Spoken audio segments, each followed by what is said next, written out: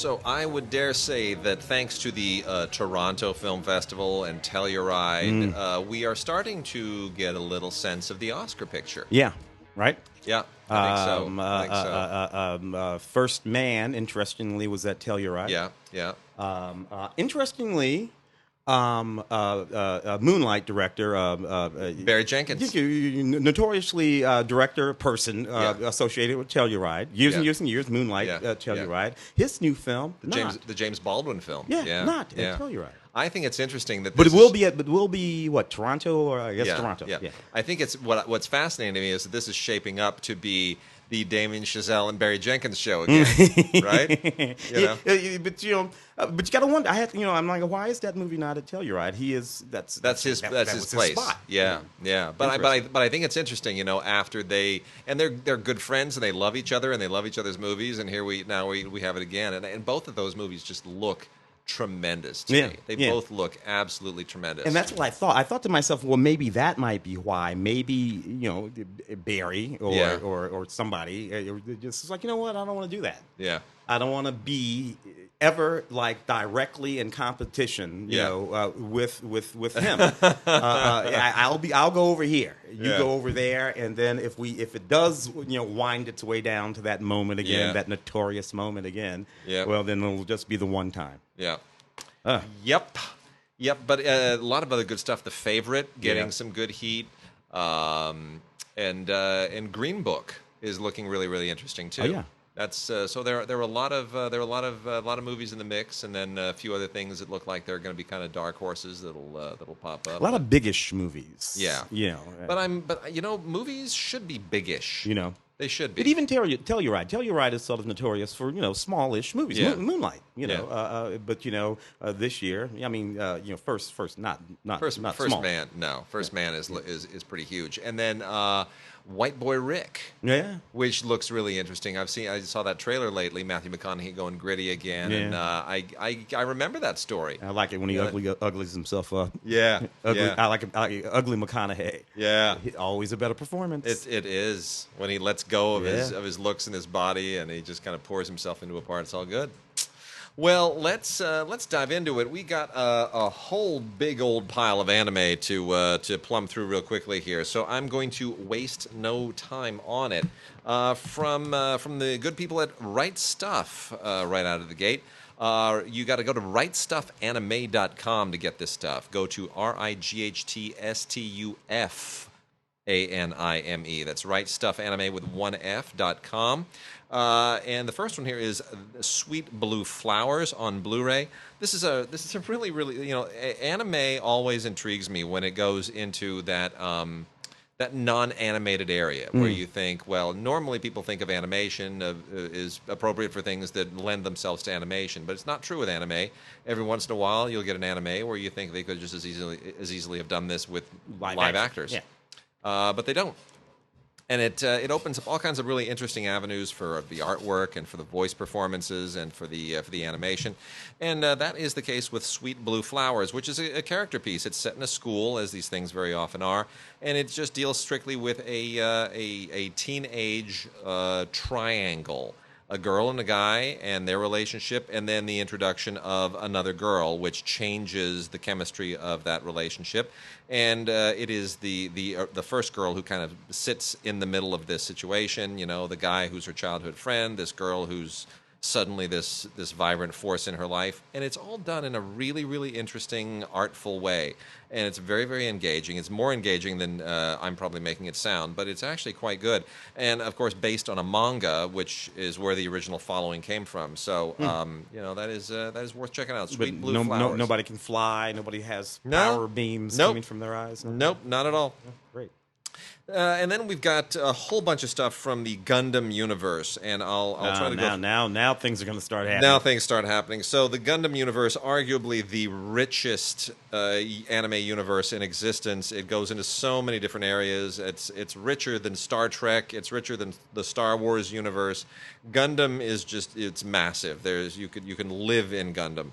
And there's an anime store over here downtown LA in Little Tokyo, by the way, where that place is just loaded with Gundam stuff. Whenever my niece Cameron comes out, that's her thing. Yeah. We have to spend an Hour or two That's down it. there. That's it. Well, anyway, we've got so the two of them here is the second volume of Mobile Suit Gundam Age, and then the other one is Mobile Suit Gundam Age: Memory of Eden. The one is kind of a semi-sequel to the other. So the second part of Mobile Suit Gundam Age continues the story of Flit Asuno, who is a powerful commander of the Earth Federation forces, and this is the battle with the Mars spheres. Don't worry about it. It's all space battles and empires warring with each other. It's the usual thing. But this is primarily the Flit Asuno family saga in this sense, and the Mars sphere is pretty daunting thing. So that then segues into Memory of Eden, where Asemu Asuno, who is the son of Flit Asuno, becomes kind of a major figure, and this is all about the relationship with Zeehart Galette, who's a rival and I won't tell you too much, but it's this relationship, the pros and cons of this relationship that drive this. So you go from father to son in this saga. That is from Sunrise, the Sunrise Library, of course, distributed again by the Right Stuff. So you got to go to rightstuffanime.com for that. And then we get into the Gundam 00 saga. This is a massive sidebar to the Gundam universe, and you can spend a lot of time here, and I will not I will not go into great detail here, sort of elaborating on this. They have the first two seasons are out, Season 1 and Season 2 of Mobile Suit Gundam 00. And this all takes place in the year 2307, centering on the crisis of having depleted all of our fossil fuels. I'm not sure they're going to last till 2307, to be honest. I think maybe another 100 years tops. But anyway, this is now switching over to a new energy source, and which has created a new power dynamic in the Earth, and with that new power dynamic come new conflicts, and new alliances and new enemies and new friends, and this is then, of course, this gives way to the Gundam machines, the Gundam suits, and how they are used and how they change the geopolitical forces in the world and all of that stuff. So I mean, it's a pretty massive saga. We've got 2 seasons of that. And then there is also a special edition of Mobile Suit Gundam 00, which is kind of, near as I can tell, this is like an edited version down of a lot of what is in the first 2 seasons.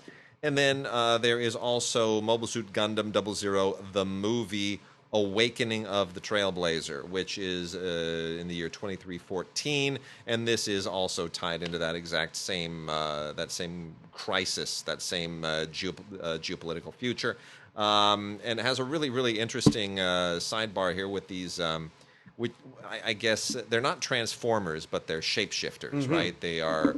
It's like the next step in evolution for Transformers. Anyway, it's really interesting. Animation in all of these is really top notch, first rate through and through. The people who do Gundam almost can do it in their sleep now. It seems.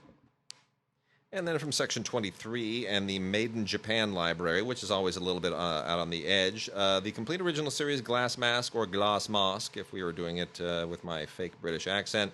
This is this is about a 13-year-old girl who wants to go to a famous acting school, and leading into that is this acting competition, and that's what this is about. This is basically an acting competition. It's like an act off, and it is charming, and it is amusingly animated, and it has all kinds of surprising little anecdotes to it. And I think this is another nice one from left field, Glass Mask. From the Sentai Library, also distributed by Section 23, is Action Heroine Cheer Fruits, the complete collection. I almost thought this was a product I needed to buy. This is basically this is like a Japanese. This is super cute Japanese Hello Kitty culture elevated to kind of tweener superheroine culture. I don't know how else to explain it. It's just little girls who are learning to be heroines in the most adorable and odd way possible. It's innocuous. I don't think it's as funny as it thinks it is, but it has its audience. Vatican Miracle Examiner, the complete collection. Really, really great artwork here. I think there's some CGI that even goes into this. It's obviously an exorcism fantasy world that this takes place in. I've never quite understood the relationship the Japanese have to Catholicism, because most Japanese are not Catholics, but Catholicism has very deep roots on the island, so they're familiar with it. That wonderful Scorsese. They're right, the Scorsese film. So that always finds its way in an unusual way into a lot of these things, and this winds up going to Mexico of all places. So Vatican Miracle Examiner complete collection. See it for the artwork, if nothing else. Frame Arms Girl is pretty great. This is also a complete collection, and this is taking a page from Gundam, taking a page from those high school rivalry things, and kind of saying, you know what, we don't have to let people disappear into the giant robot suit. We can kind of use it as an accessory to our cute characters and let them kind of own it. And that's exactly what they do. A Frame Arms Girl is basically a kind of like a cyborg. Like a cute cyborg with armor or an armor bikini. I don't know how else to really put it. It is what it is. It's a cool idea, and it's a new idea in anime, and this has a lot of humor in it, and it's a lot of cute characters and good characterizations, and I can be down with that. And then lastly, from the Funimation people, they actually, believe it or not, went and made live-action Assassination classroom stuff. This is so freaking weird. The anime versions of this are weird. The animated stuff is weird.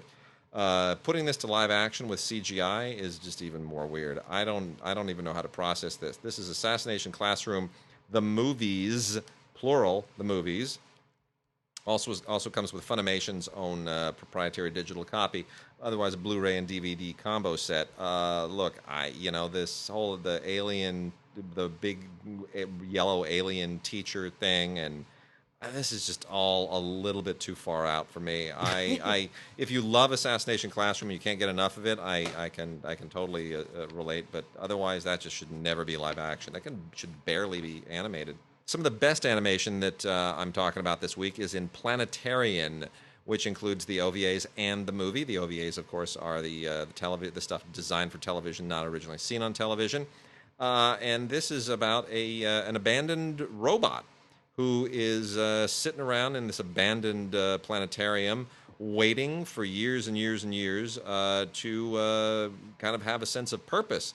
And finally, there's this character named Junker, who, appropriately enough, by the name of the name Junker, is kind of an intergalactic garbage person, sanitation person, and now he and this female robot need to sort of give each other a sense of purpose. It's kind of interesting. It's derivative of a lot of different movies, but it's really, really well animated.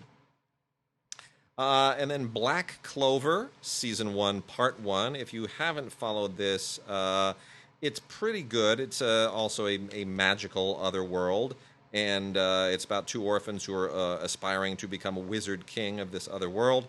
And, it's pretty straightforward Joseph Campbell stuff. Classroom of the Elite, the complete series. One of those school things, again, takes place in the Tokyo Metropolitan Advanced Nurturing High School, where Japan's future will reside in being able to take the best and brightest of the kids and kind of somehow manufacture them into the next generation. And this is all about the politics of being the best of the best in the best school of the best. Sakura Quest Part 2 continues the job ordeal of Yoshino Koharu, and I don't find it all that interesting, but that also has a bit of a following. For some reason, I think it's based on a manga. The last few here have some really, really interesting stuff in them. Eureka 7 High Evolution 1 movie. Now, I'm going to say that again. Eureka 7 High, H-I, hyphen, Evolution 1 movie. I am also a little bit vague on why the title. I'm not good at deciphering the titles of these things. But in any case, this is a really nice set. Comes with a film strip and a two-sided card that you can use to kind of look at the film strip. And this is a really cool special edition set. The story here is kind of about a guy whose father has disappeared, and he's trying to undo the events that 10 years earlier created the disappearance of his father. There are some interesting kind of soapy tangents to that, but that's basically the story. And then the last three, the one that I think is most enjoyable here is Gamers, the complete series, because it's so much a part of Japanese and modern Western culture. Period. Gaming. I hate to say it, but in the wake of what happened in Fort Lauderdale. Yeah. A lot of people are like, should we be taking a look at these games? Like, that kid was known to play games every day, all day, not even eat and sleep. I heard the way his mother described the whole thing, and I don't want to fall off into the whole conversation of that. But it's a thing that we better think about in the context of a number of ailments, included nearsightedness. Did you know that they discovered that people nearsightedness, it creates nearsightedness? Which, if you think about it, of course it does. Sure. Oh, well. Sure. Yeah. Well, Gamers, the complete series, doesn't get that deep, but it does get, in an interesting way, into the psychology of gaming. And the fact that you're watching this in an anime makes it somehow more salient, really. But yeah, the idea of this kid, Keito Amano, who is just a mad gamer all the time, anywhere, anytime. And this gaming club and the politics of that, and the effect that gaming has. It's really interesting. And then Tsure Children, Tsuredure Children, Tsure Children. So this is dealing with the problems of adolescence. This is more into that non-sci-fi thing. This is dealing with the problems of adolescence through anime. And it's I guess pubescent kids have all the same problems and issues in Japan that they do everywhere else, and on that level, it is really quite illuminating and interesting. I don't think it's the greatest animation; it's a little bit conventional in that regard, but it's fine. It's perfectly enjoyable. And then lastly is 18if, that's all one thing, and numeral 18if, all like one word, the complete series, which is all about it's about a fantasy world consisting of the connected consciousnesses of sleeping women and how you undo the witch's spell that has made that possible. It's quite imaginative. Wow. Yeah, it's really interesting and quite engaging and visually very imaginative. It's really cool. And then the last one is Convenience Store Boyfriends, the complete series, which you just know that sounds like anime. Convenience Store Boyfriends. So anyway, this is again teenage politics, and I have a crush on that boy, and ultimately it just felt like an anime version of the Archies. That's what it felt like to me. But you know what? It's fine. There's room for all of it. Room for all of it. All right, Tim, we had some leftover new movies from last week. Yes. Just a couple of few here. Some of them kind of interesting. A few of which I remember seeing for the radio show, including this one, Beast, by a debuting filmmaker, Michael Pierce. Interesting film. It's about this very small community on an island, contemporary community, rustic island. And there are some serial killings that have been going on the island. Obviously, it's one of those sort of things. Sure. There's this young guy, sort of a stranger to the island. Of course, might be a suspect to these communities, but he's strangely alluring, particularly to a young woman named Mal, who is played by Jessie Buckley, and the guy is played by Johnny Flynn. Both of these young actors are very, very good, very alluring. She's this sort of lovely redhead, and he's this sort of gruff scrappy, dirty blonde guy. You can see why she'd be sort of attracted to him. But then again, he might be the guy who's doing this stuff. So, it's one of those movies, and it's fairly effective in that way. Debuting film by Michael Pierce. Special features include a making of, a look behind, a theatrical trailer, that kind of stuff, the regular stuff. But it's a very, very nice little Blu-ray, The Beast. Not The Beast, just Beast, actually. Nice. Nice. Ghost stories. Rather enjoyed this too. So this movie encapsulates 3 stories that are all tied together. You have this guy who goes around busting these sort of ghost story myths. That's what he does, played by Andy Nyman.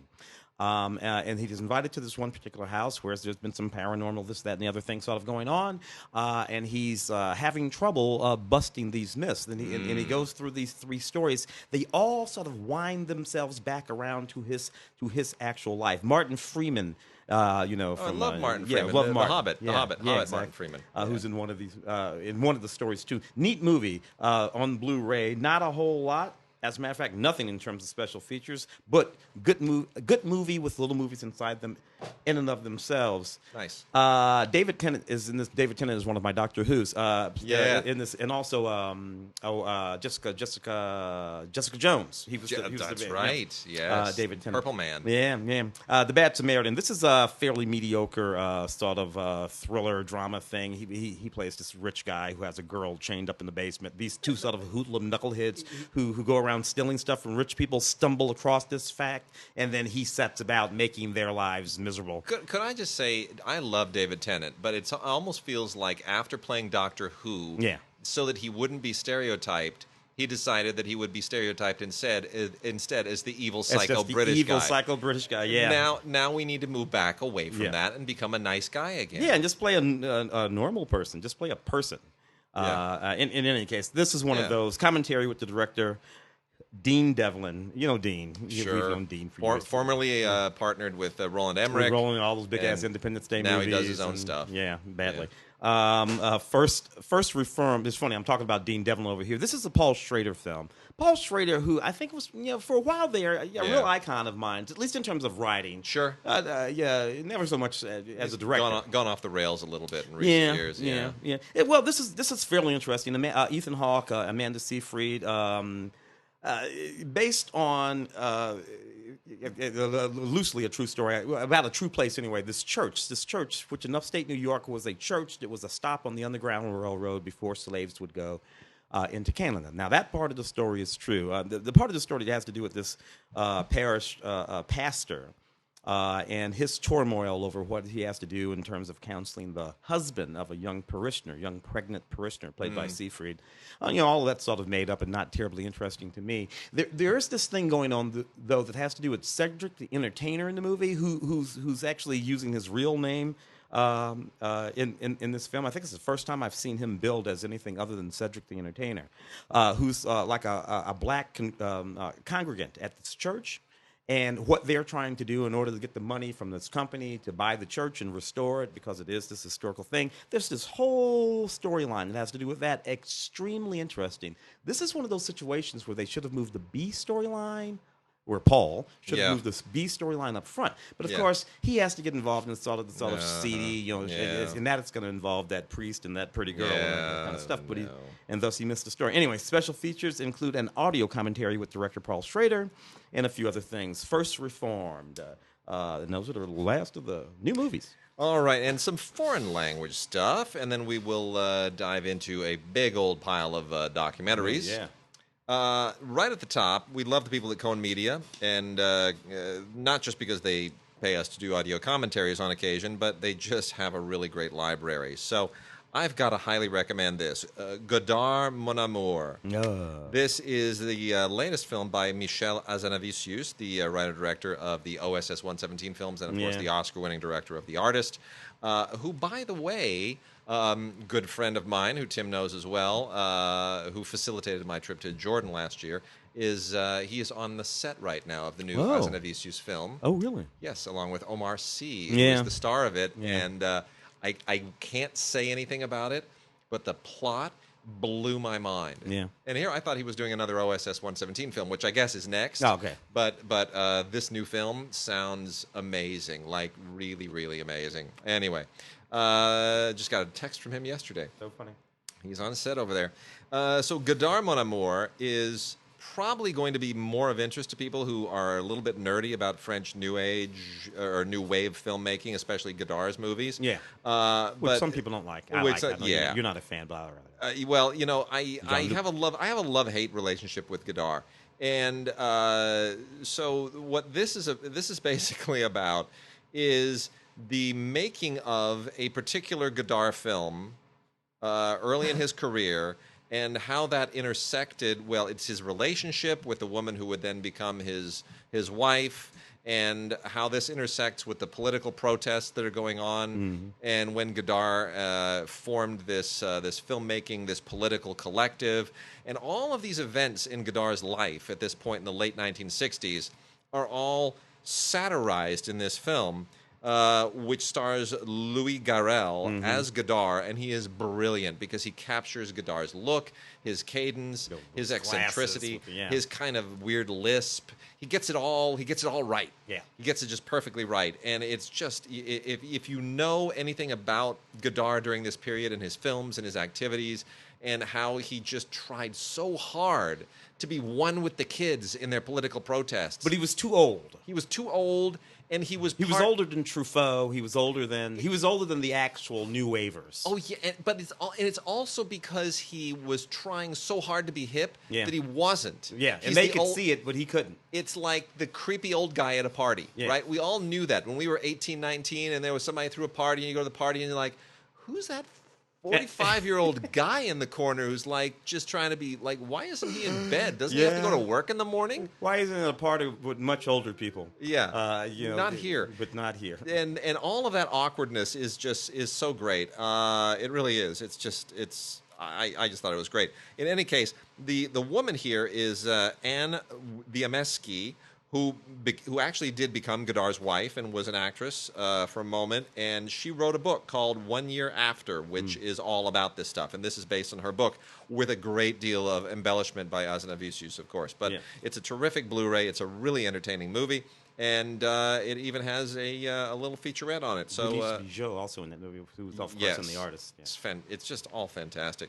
From Criterion is Memories of Underdevelopment. Another one of these little gems that Criterion just unearths from 1968, pretty much the same period as that Godard film was representing, is this fascinating movie by Tomás Gutiérrez Alea. This Cuban film, this is a Cuban filmmaker, Alea is, and this is all about an event that happens in the wake of the Bay of Pigs invasion, and really kind of it's a sort of a fascinating, I don't want to call it, it's not magical realism, but it's a certain kind of realism. It feels, I don't know, maybe Battle of Algiers. Yeah. It's not verite. Yeah. And I'm not quite sure what I wouldn't call it socialist realism. No. Although maybe because that film was produced by the Cuban Institute. Yes. So a little bit of it shares some things with socialist realism. The Cuban State Film Institute or something like that. Yeah. Well, anyway, not propaganda proper. It was made at a point in time when Cuba didn't quite have a complete handle on all this stuff yet. So there's something very fascinating and raw and insightful about this, and it's a really, really interesting. Anyway, it comes tons and tons of extras here, including a 2008 documentary all about the life and career of Tomás Gutiérrez Alea, which is really, really important, and pieces of these interviews that they did with one of the actors and the editor for the Academy Visual History Program collection just a couple of years ago. So very, very interesting.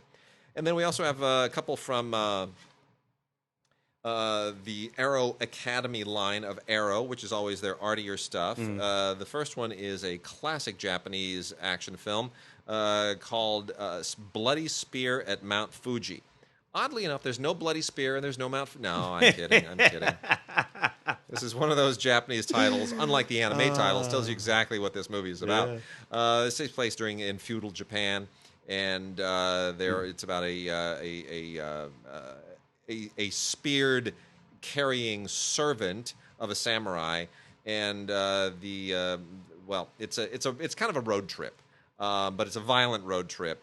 and it features an incredibly great performance by Daisuke Kato, and it's kind of, there's sort of a Buddhist undertone to it as well. There's like a despite all of the weirdness that happens here, and it's a very very unusual bit of a road trip. The people that they meet, and it gets very dark, but there is kind of a Buddhist theme to this Odyssey, and it's worth checking out. And there are a ton of extras here as well. It's from 1950 or the mid 50s. Yeah, this was made in 1955. 1955. Cheetah. Yeah. 1955. That's the guy that directed a film called A Fugitive from the Past. It's a great movie. Yeah. It's a really fun movie. And then this is the one that I really got excited about. This is Mohsen Makhmalbaf, the Poetic Trilogy, Gabe, The Silence, and The Gardener. It's absolutely wonderful. Look, the Makhmalbaf family founded Makhmalbaf House because they're all filmmakers. He, his wife, his son, his daughter. Samira Makhmalbaf, oddly enough, the daughter who made Blackboards and some other fine films, probably one of my favorite Iranian filmmakers ever. But Mohsen is the patriarch, and he started it all and has made many really remarkable and outstanding films. And you know what? Here you get 3 of them, and that is a gift. These are really extraordinary movies, especially to watch in terms of what's happening geopolitically to Iran in the time that we live in right now. It all is sort of, this is the key to understanding it. Yeah. And the Makhmalbaf family is somewhat marginalized at the moment, not making movies, but at least not making movies in Iran. But nonetheless, this trilogy is absolutely exactly what it says. It is a poetic trilogy, and you must see this. You must own this. Extras are superb. Godfrey Cheshire does the audio commentary for Gabe, which is just superb. And there is even a Poetry in Motion, an interview with Mohsen Makhmalbaf, where he talks to film critic Jonathan Romney about things that I've always wondered about his career, goes into all kinds of fascinating philosophical ideas about filmmaking and everything else. It's beautiful. It's absolutely beautiful. That's from about 95, 96. More recent film of his would be Kandahar, which I think is like Kandahar. Kandahar. Kandahar is the one which was after the Afghanistan was invaded and the Taliban 9/11, after 9/11 and all that stuff. That's when he made Kandahar. Literally 2001. That was Kandahar. And Kandahar is eerie because, and not to digress too much, but in Kandahar, if anybody saw Kandahar, there's it's just so, the film is so haunting. There's a character in Kandahar who is a black American who has become an expat Muslim living in Afghanistan, and the guy that plays that part is a black American expat who went to Afghanistan to live under the Taliban. Meta. It is so meta. And the story of that guy, you can watch the movie and be completely enthralled, but when that guy shows up, you just go, my gosh, who is this actor? Where did they find him? Did they bring him over? No, he was there. And Makhmalbaf found him and said, you are fascinating. I'm going to make you a part of the movie. Yeah. And if anybody wants to look into who you are, they can do that separately and find out that you're just as fascinating as the movie. It's amazing. Makhmalbaf is really philosophically one of the most interesting. When they could make films in Iran, extremely difficult. Yes. Yeah, the subject matter, content, what you can do with men and women. Very often they use children. Well, a lot of these guys, they got around it then, but they can't get around it now. Can't get around it anymore. Yeah. It won't be anytime soon. Well, I want to bump over and do some of these docs. Do the docs. Let's do the docs. Let's do some docs from over here. From Film Movement, I think this one is Between Land and Sea. A film. This is a Ross Whitaker film. He makes a lot of these sort of adventure sort of films. This one introduces the audience to the world of surfing off the Atlantic coast, west of Ireland. Not well known for surfing, but it is now for a couple of different reasons. One, spectacular waves and cliffs and sort of beautiful. And in this place, sort of became this surfing location. Starting around 1999, the year 2000, something like that, and he goes and films this, and these Irish boys, surfing their butts off. So it's just sort of like a new thing, and this is a very sort of interesting film that exposes some of that, some of the best surfers in Ireland, which I guess is like 3 guys, really. It's not that many. That's a joke. A neat film that you know, particularly if you like Ireland and you like surfing, you're going to want to check this out. Very, very nice DVD.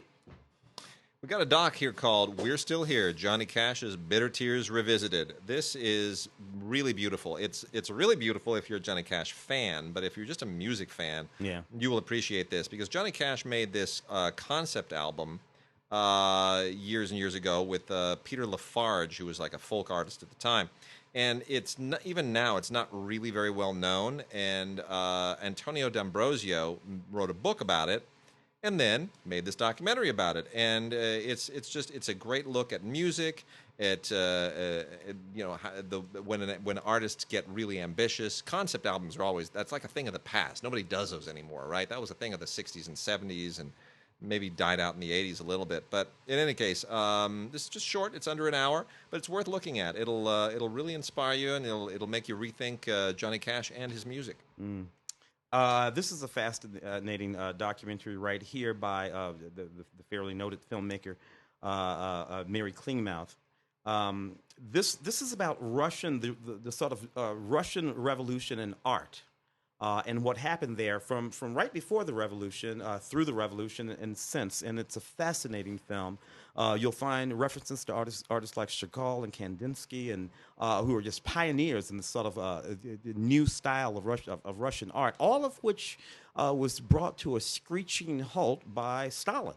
And the advent of social realism, right? Because he didn't like that decadence of the art of the decadent West.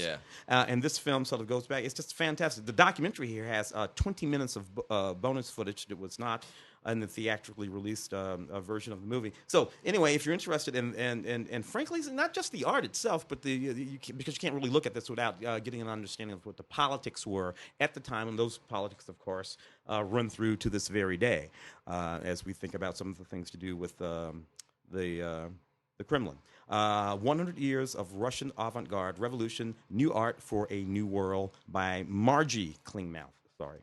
And another film by Antonio D'Ambrosio. Now, this is a full-blown feature-length documentary. It's called Let Fury Have the Hour. This is I don't want to say it's advocacy cinema. It's basically saying it's a collage of witnesses and testimonies from major artistic figures in all kinds of different media, speaking about the world, the way their art approaches certain problems, the way they see the world through their art, the way they expect their art to be perceived. It's a huge subject to wrap your arms around, and you wonder how on earth could you even sum this film up and much less take all of this footage and somehow make sense out of it, sort of find a through line. All these people are talking about different things and going in different directions, and yet he does in a really interesting way. It's a very smart documentary and particularly well edited by Antonio D'Ambrosio. It is called Let Fury Have the Hour. And I mean, this goes everywhere. Chuck D and John Sayles and Louis Black. He's just, Eve Ensler. Everybody shows up in this thing, and unusual people you don't expect to show up. And it's quite good. So Antonio D'Ambrosio, another fine doc. I have a documentary here called Cholesterol: The Great Bluff. It's look, this basically is a film that is suggesting that the last 35 years of science suggesting cholesterol, the two different types of cholesterol, and this gets very complicated about that, is wrong. And that cholesterol does not cause heart disease, and that the rise and fall of saturated fats and hydrogenated oils and all of these things, all of the medications that so many pharmaceutical firms have come up with to fight cholesterol, and for which they have sold billions of dollars of worth to people like my brother, that all of that has been based on a myth. And I got to tell you, it's very pointed. The arguments are coherent, generally speaking, science-based, and unless there are people who are advocating something very definitively and specifically to the opposite of this, science that I don't know about yet, this feels like it might be a thing that people ought to pay attention to, or at least investigate much deeper. I'm not suggesting that anybody stop taking their cholesterol medication. Take your pill. And then watch this movie and talk to your doctor and maybe do some research and talk to a different doctor and find out what's true. At least this movie will give you some questions to ask, and then you'll find out when. So this stuff actually matters, man. And it's not like the pharmaceutical industry, and it's not like gigantic mistakes have not been made before about all kinds of things. I don't want to be one of those conspiracy people. No. But documented mistakes. Documented mistakes. Sure. Sometimes we pretend like, particularly the American Western mode of medicine, is incapable of making mistakes. That's just so not true. No. And frankly, when it comes to the pharmaceutical industry, I don't put anything past them. I always try to give myself some perspective with those episodes of Star Trek where McCoy will see people where they go back in time, right? I can't remember which episode it is, but someone's about to do something Collins, someone's about to do that. Maybe that's the one. Maybe it is City on the Edge of Forever. Someone's about to do surgery with a scalpel, and he says, "What are you, barbarians?" Stitching people together like rags. Great, fantastic. Could I just say how much I love Film Worker? Film Worker is a great. Did you see this? Oh yes. See Film Worker? Stanley. This is such a wonderful doc. And here's the thing. So I'm sure everybody by now knows that since Stanley Kubrick passed away, the gatekeepers of his career have been his wife, and his obviously, and his daughter. One daughter has gone, became a Scientologist, and that's a whole different thing. But and his wife's brother, his longtime producer, Jan Harlan, and Leon Vitali. Who's Leon Vitali? Well, Leon Vitali is that guy who was so dynamic in Barry Lyndon playing Lord Bullington, who is amazing in Barry Lyndon. I mean, he's great. And you think, wow, this guy's amazing. Why didn't he go on to do anything else? You know why?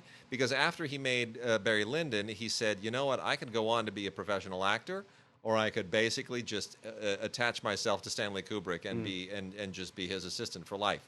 I don't know what I would have done in that case. I think I probably would have said, I'm going to be a hot actor. See you, Stanley. Thanks for the break. But he didn't. Vitali decided that being in the orbit of Stanley Kubrick and being anonymous was better than becoming famous. And, well, anyway, now he's famous for something very different. I've met Leon Vitali. And when the first round of Kubrick DVDs and Blu-rays was released in that giant set from Warner Brothers way back when, they did a big press tour. And I sat in the room with a bunch of other people, and Jan Harlan and Leon Vitali. And Vitali is the guy who is the most protective of Kubrick's legacy. And so they finally said, you know what, let's make a documentary about Vitali, because this is just really interesting. A guy who would give up a promising acting career to become a director's assistant. That is just unheard of. Granted, Kubrick's not any director. That's a position that would be coveted by a lot of people. But it is he's a fascinating guy. I can imagine particularly meeting Stanley in the context of making a film like Barry. Yeah.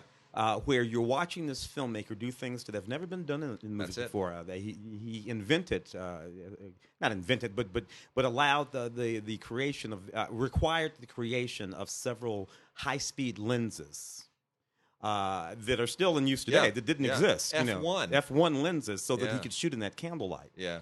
And you're watching, a real, artist and technician and sort of scientist and sort of an alchemist at work. I can imagine that might draw me into, like, this is not ordinary. He's not. Here's the other thing too: is what you learn in this is that Vitali was not a quote unquote director's assistant in the sense that we understand it in Hollywood, where pick up my laundry, get my dry cleaning, go pick up my Dodger tickets, feed the baby. No. He was intimately involved in the filmmaking process. Yeah. He helped coach actors. He helped cast actors. He oversaw a lot of technical aspects of post-production. He was Kubrick's right-hand man. Yeah. And it's a great doc. It's a really great doc. And the doc is Film Worker, Stanley Kubrick's Unsung Assistant by Tony Ziera. Good job, Tony. Really good. From Kino Lorber, that one is. Only on DVD, not Blu-ray, but that's fine. You don't really need it on Blu-ray. RBG, which refers to Ruth Bader Ginsburg. Hero icon. Not those guns you put on your shoulder to shoot the... Oh, that's an RPG. I'm RPG. Sorry. Although, the way Ruth writes, you might... Because when Ruth gets going, you and I are probably the only two geeks on the planet who actually read the Supreme Court. Yes, because you know what? That's the only way to actually understand it, people. Yeah. And here she is, icon, an absolute I think a feature film is queued up for her a little bit later on in the year, if I'm not mistaken. Yes. This doc is just fantastic. Yep. And I really loved it. Whether or not you like her, whether or not you agree with her, content and information is what I'm talking about here. Yeah. You know, now, do these people? Is it obvious that these people are these people admirers of Ruth Bader Ginsburg? Well, they certainly are, but they're not sycophants in any way. No. You know, they have criticisms of her too. They have a point of view, but it is not a propaganda film. It's not a puff piece. It's not. It's telling you who she is and why she's significant, and you're welcome to disagree with them. Yeah. It's not so much about her decision. It's about her. She's relevant. She is. She's how relevant she is as a human being. When Clinton put her on the court, he put her on the court because not because she was just some judge sitting somewhere that he thought would. No, she was relevant. She's a significant figure, which you'll find out later in the year when on the basis of sex opens. That's the one. That's the one. Yeah, I mean the events of her life are fascinating in and of themselves. Yeah. Some of the things that she had to overcome as a woman, as a Jewish woman, Harvard and Columbia, and just you know, because again, most of these things were happening in the 60s and 70s. There are people who have been put on the court. Thurgood Marshall is another one, who were put there not just because of their jurisprudence, but because they actually established as lawyers some kind of important legal precedent in the process. Yeah. And she is one of those. Yeah, in front of that court. Yep. People forget that Thurgood argued in front of that court and won. Yeah. So, you know, I'll sit over there. Thank you very much. I noticed this is Rotten Tomatoes certified. Yeah. Today on the radio show, you guys had a very interesting conversation about what's going on at Rotten Tomatoes. I don't know if we want to spend any time on that, but it sort of matters. It does matter. Yeah, it's important to say Rotten Tomatoes has changed their criteria a little bit for who gets to be on the tomato meter, and 200 new people have been invited. So it's now like 4,400 people or something who comprise the tomato meter. I forget. It's a large number, but they've invited 200 more who are mostly people with with vanity sites or Twitter feeds and whatnot, who are not with big outlets and newspapers, and they're trying to accommodate the changing media landscape, but also diversify the opinions of their critics, so they come from a lot of different perspectives, which, when you read their explanation, it really rings true. I hope they do what they say that they're doing. That's the question. Are they really doing it? The conversation you had, you guys, was fantastic. It was good. If you download the podcast for Film Week for today and listen to that conversation, I do think that there is a difference between a trained professional film critic, what you and I have been doing for clocking 25, 30 years now, and someone who reviews films because they watch lots of movies. True. And I think it's a very easily discernible difference. Yep. I don't know if we belong in the same place. We professionals and those who do the other thing, but I don't know. There you go. So on Blu-ray is a doc from Kino Lorber. I gotta recommend. I gotta really highly recommend this. Grace Jones, Bloodlight, and Bammy.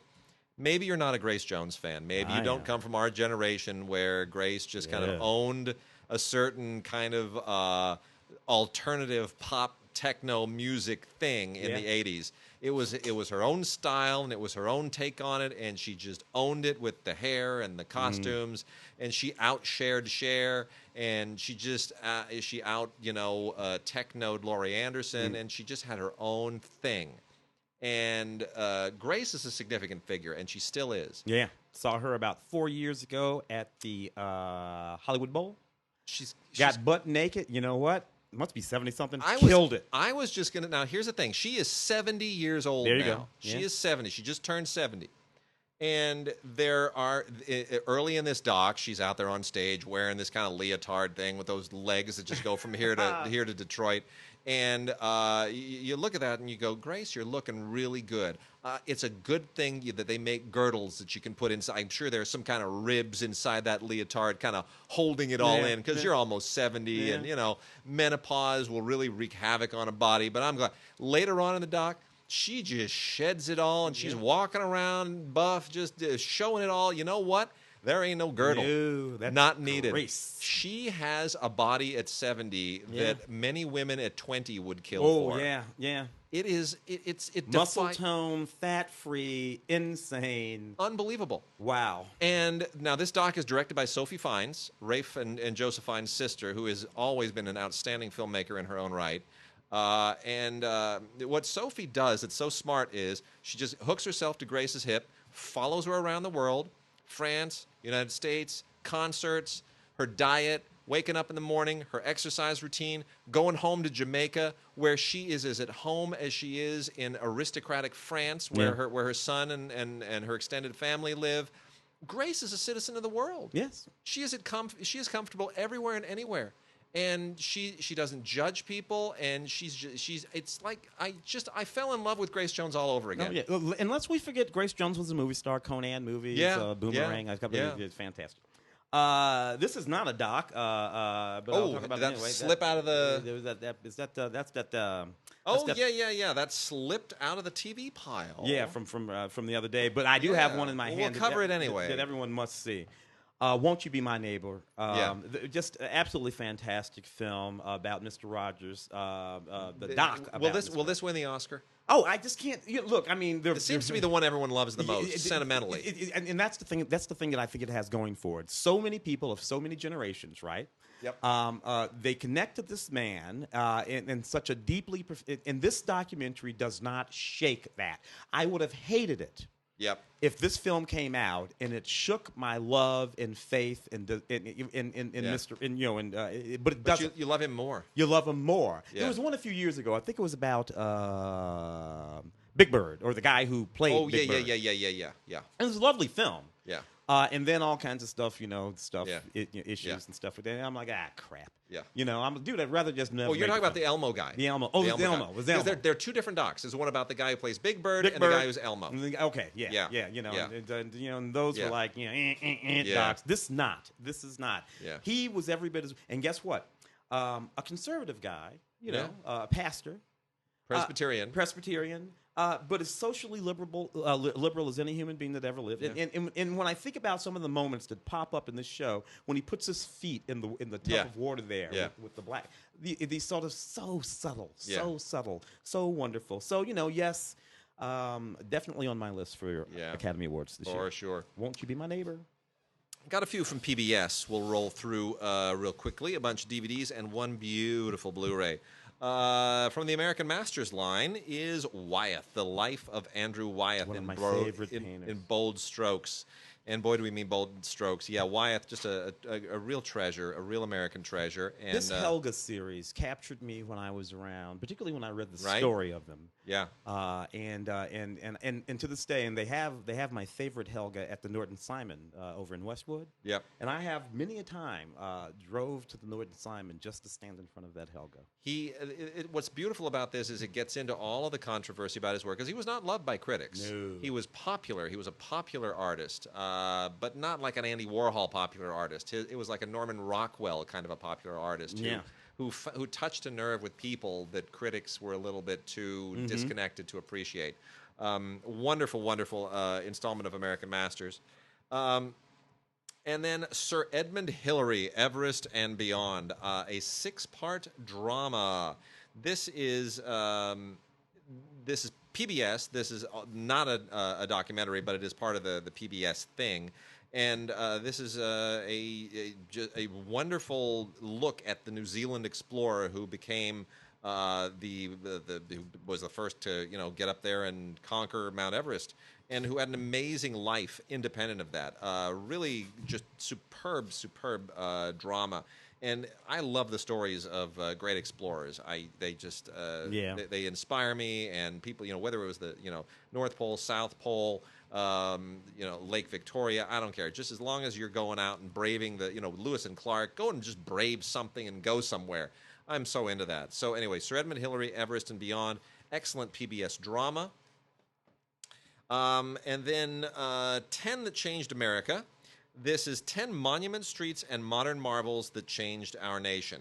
Really, really interesting, unusual concept. They don't do this randomly. This isn't, let's just think of 10 things. No, it's well thought out. It's very well thought out. And it goes everything from the Statue of Liberty to the AIDS quilt to objects that mean more than than just their face value, that have symbolic relevance, that found their way into the culture in some ubiquitous and long-lasting way. It's a really interesting way of looking at history and culture. 10 that changed America. Myanmar's Killing Fields is another typically amazing frontline documentary. I still resent the word Myanmar. It's Burma to me. It's been Burma for thousands of years. It needs to continue to be Burma. But if you haven't followed what's been going on in Burma, the legacy of Aung San Suu Kyi has been tarnished somewhat by the things that have transpired as they have tried to move to more democratic civilian rule. There is still a balance between the military dictatorship and Aung San Suu Kyi's party, but in the process of doing all of that, tremendous persecution on the Rohingya Muslim minority in the north has taken place, which is being reported by many places, including the UN, as appearing to be a genocide. So this tries to get to the bottom of what's going on. It goes into all the details of who the Rohingya are, what their history with the culture is, where they came from, why they are so disliked, what's really going on, what can we trust in the reporting, what can we not trust. This is likely to be only the beginning of this story, so continue to sort of monitor this. But it is, I'm a huge fan of Aung San Suu Kyi, but what is revealed in this is quite troubling. There is more to the story yet to come.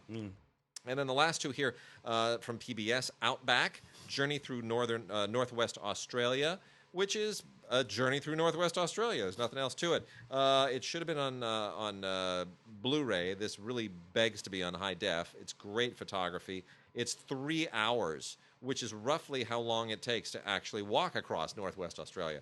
But in any case, there's a lot of wonderful stuff there. The wildlife and the ecosystems and all of the stuff that is more than just desert. It's really you'd be surprised. You'd be surprised what's there, and a lot of people live there. Not as many as you would think, but there are like 40,000 people in an area that you would think is desolate.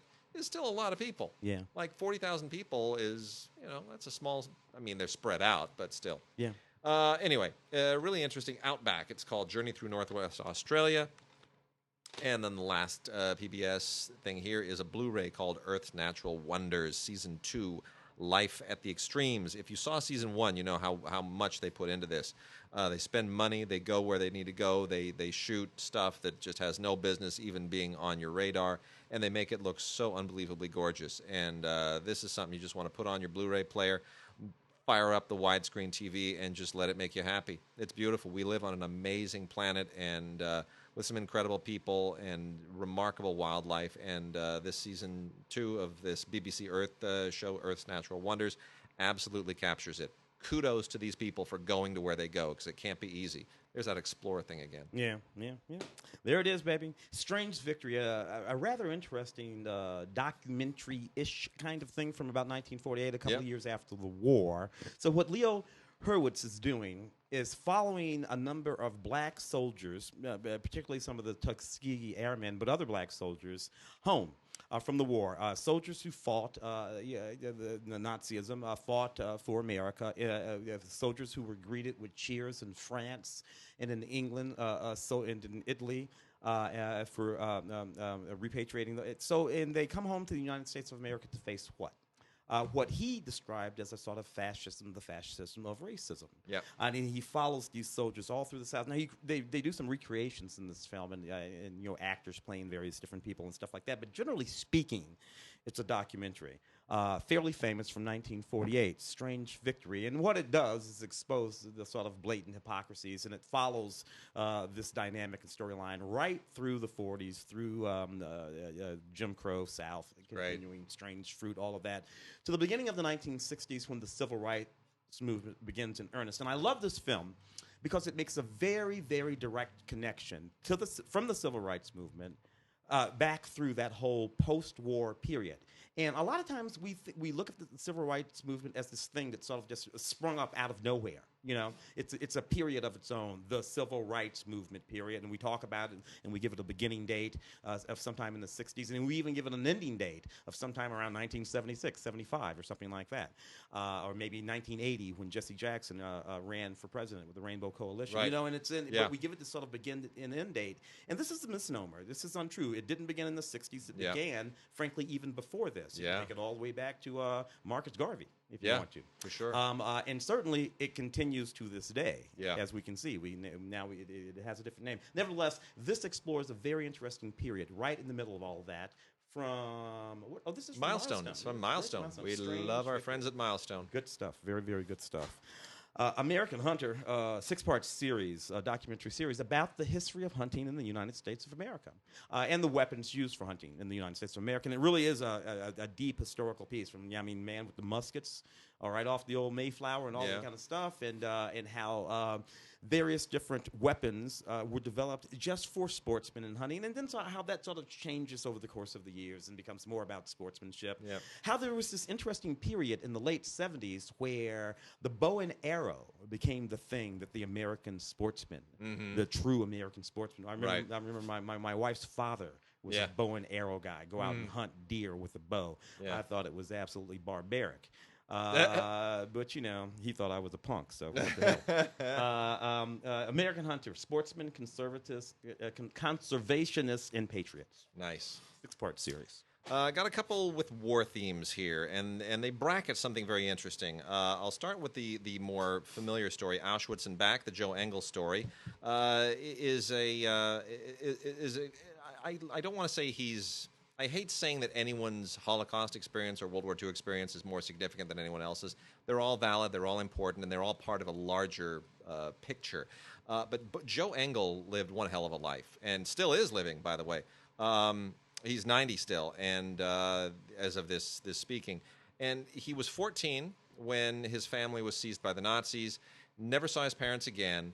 At 17, he escaped from a train, and he just lived this amazing life. He was a resistance fighter at one point. He lived through the Warsaw Ghetto. I mean, it's an amazing life, and it sort of is everything about World War II and the Holocaust and all of that wrapped into one set of experiences. And he's so approachable about all of this and so at peace with the past. And it's a wonderful, wonderful portrait. Contrasting that is World War I, the war to end all wars, or so they thought at the time. A comprehensive look at the war that shaped the 20th century.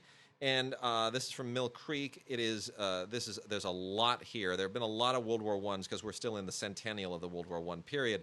And so there's a lot of World War I stuff being released, including the Ken Burns thing and a lot of other great stuff on PBS. There's value to all of it. I would say don't ignore any of it. All of it takes something of an interesting perspective of some kind. This I find really, really compelling. And it's 7 hours long. It's a lot to get through, but even having watched all the other hours that I've watched of all these other things, there's still stuff in here that isn't in any of the others. So I really think it's worth checking out. And of course, for those who don't know, my father was a World War I veteran, and I went and dug up my father's World War I journal the other day. Handwritten, going across the Atlantic, arriving in France, in training in Washington, D.C., all that stuff. Yeah. It's great stuff. So it's nice to have that have that there. History, family history. What do you think? A couple more of these, or are we all done? Yeah, let's call it quits for this week. We'll save all the rest of this for the next show. There's still some good stuff here, and we will see everybody next week. Yep.